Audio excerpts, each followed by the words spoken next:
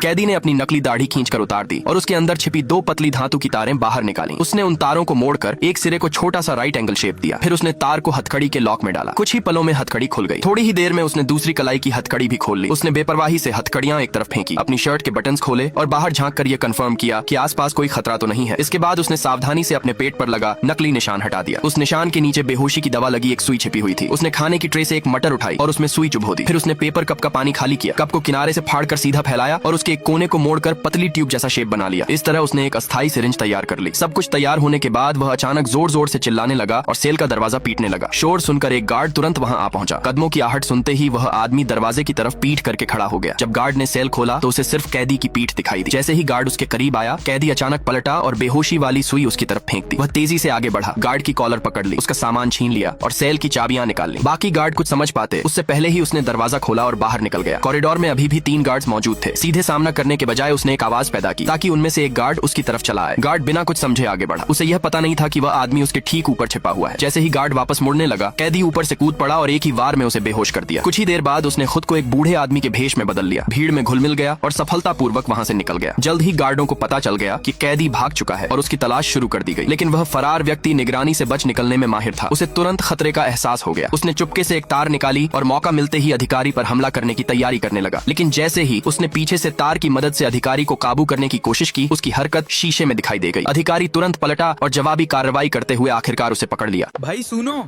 इतना मेहनत करके वीडियो बनाया, अब तुम बस देख के स्क्रॉल मत करना। लाइक कर दो, शेयर कर दो, फॉलो भी कर लो, वरना रात को नोटिफिकेशन नहीं, मैं आऊंगा सामने में।